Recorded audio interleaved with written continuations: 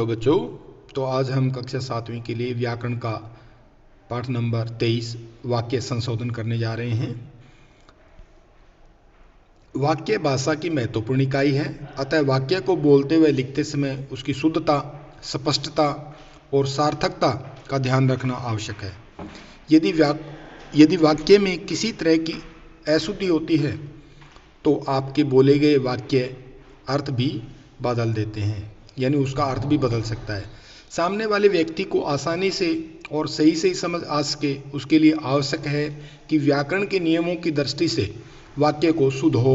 अतः वाक्य को व्याकरण के नियमों के अनुसार शुद्ध करना ही वाक्य अशुद्धि शोधन कहलाता है।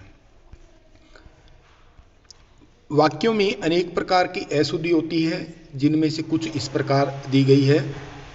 सबसे पहला अपनाता है वर्तनी संबंधी अशुद्धि।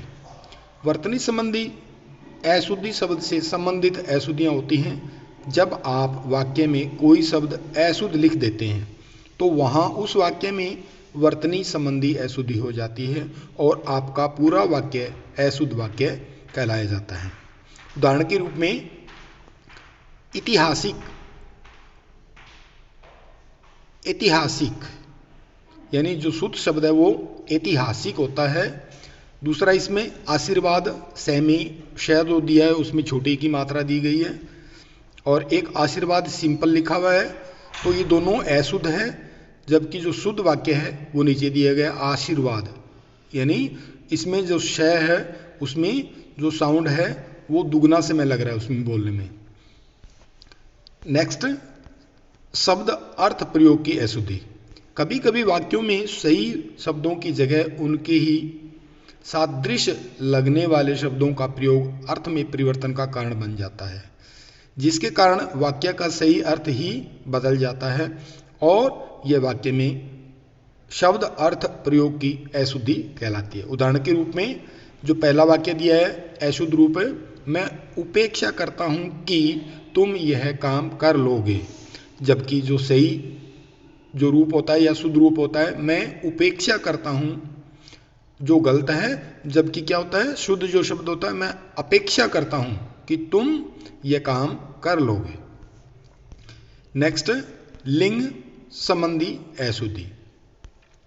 कभी कभी वाक्यों में लिंग संबंधी गलत प्रयोग किए जाते हैं, ये वाक्य की लिंग संबंधी अशुद्धि कहलाती है। उदाहरण के रूप में पहला अशुद्ध वाक्य दे रखा है, बेटी पराये घर का धन होता है दे रखा है, बल्कि होगा क्या है, जो शुद्ध रूप है बेटी पराये घर का धन होती है। नेक्स्ट अपनाता है वचन संबंधी अशुद्धि। कभी कभी वाक्य देखा गया है कि वाक्यों में वचन संबंधी गलत प्रयोग भी किए जाते हैं, इन्हें वाक्य की वचन संबंधी अशुद्धि कहा जाता है। उदाहरण के रूप में अशुद्ध रूप जो दिया गया है, भारत में अनेकों राज्य है, बल्कि आना क्या चाहिए, भारत में अनेक राज्य हैं, ये शुद्ध रूप है। नेक्स्ट अपनाता है पदक्रम संबंधी अशुद्धि। वाक्य में व्याकरण के अनुसार पदों का क्रमबद्ध होना बहुत अधिक आवश्यक है। पदों के उचित क्रम में न होने पर उनके भाव या अर्थ में स्पष्टता नहीं रहती और इसे वाक्य की पदक्रम संबंधी अशुद्धि कहा जाता है। उदाहरण के रूप में जाता वह बाजार है, जो शुद्ध रूप क्या होगा, वह बाजार जाता है। नेक्स्ट,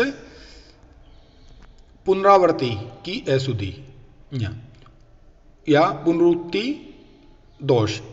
एक ही वाक्य में जब एक ही अर्थ या भाव को प्रकट करने वाले दो शब्दों का प्रयोग कर दिया जाता है तो वाक्य अशुद्ध हो जाता है। उदाहरण के रूप में वह बहुत जल्दी वापस लौट आया, तो शुद्ध रूप क्या होगा, वह बहुत जल्दी लौट आया। नेक्स्ट अपना विराम चिन्ह संबंधी अशुद्धियाँ। कभी कभी वाक्य में विराम चिन्ह संबंधी अशुद्धियाँ भी होती हैं, जिनके कारण वाक्य को समझने में बहुत कठिनाई होती है। ये वाक्य की विराम संबंधी या विराम चिन्ह संबंधी अशुद्धियाँ कही जाती है। उदाहरण के रूप में गुरुदेव, यह तो सरासर अन्याय है। देखने में बिल्कुल सही लगता है, लेकिन जो इसमें जो विराम चिन्ह है वहाँ प्रयोग नहीं किया है, लेकिन जो शुद्ध रूप होगा वो क्या होगा, गुरुदेव, यानी इसके आगे जो विस्मय आदि बोधक चिन्ह है उसका प्रयोग किया गया है। यह तो सरासर अन्याय है। नेक्स्ट आता है संज्ञा संबंधी अशुद्धियाँ। संज्ञा पद के प्रयोग में प्राय दो प्रकार की अशुद्धियाँ होती हैं, अनावश्यक संज्ञा पदों का प्रयोग, अनुपयुक्त संज्ञा पदों का प्रयोग। तो सबसे पहला जान लेते हैं अनावश्यक पदों का प्रयोग। ऐसे संज्ञा पद जिनकी आवश्यकता न होने पर उनका प्रयोग किया जाए वो वहाँ अनावश्यक संज्ञा पदों की अशुद्धियाँ हो जाती है। उदाहरण के रूप में मैं मंगलवार के दिन व्रत रखता हूँ, जबकि सही शुद्ध वाक्य क्या होगा, मैं मंगलवार को व्रत रखता हूँ।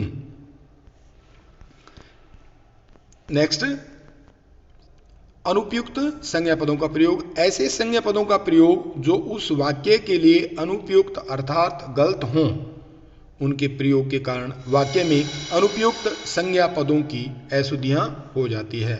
उदाहरण के रूप में गले में गुलामी की बेड़ियाँ पड़ी रही, जबकि शुद्ध वाक्य होगा पैरों में गुलामी की बेड़ियाँ पड़ी रही। नेक्स्ट सर्वनाम संबंधी अशुद्धि।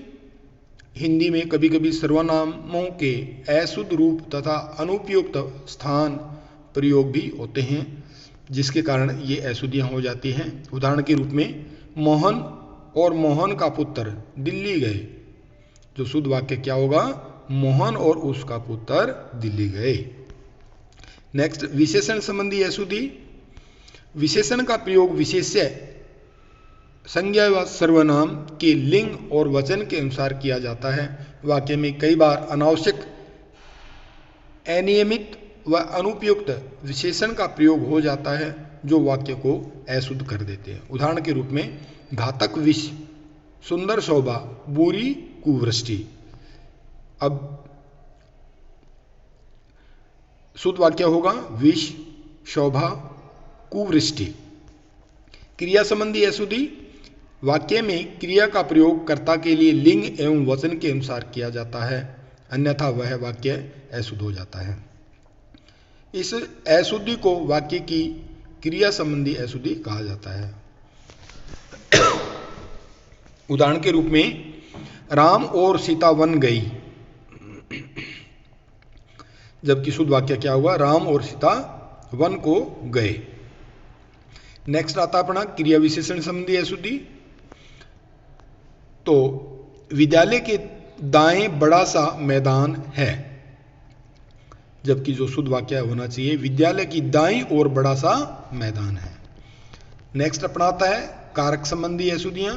जैसे आप करते हो, कर्ता ने कर्म को करण से, ये वाले जो होते हैं, वाक्यों में कारक संबंधी गलत प्रयोग भी किए जाते हैं, जिस कारण वाक्य अशुद्ध हो जाता है।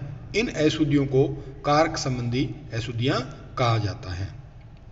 जैसे राम की भाई श्याम है, अब जो की जो शब्द लगा है वो आना चाहिए उसकी जगह क्या, का, कि राम का भाई श्याम है। तो ये कारक संबंधी अशुद्धियां होती हैं। तो आशा करता हूं सभी बच्चों को ये अशुद्धि संशोधन है, ये सभी बच्चों को समझ में आया होगा। जय हिंद, जय भारत।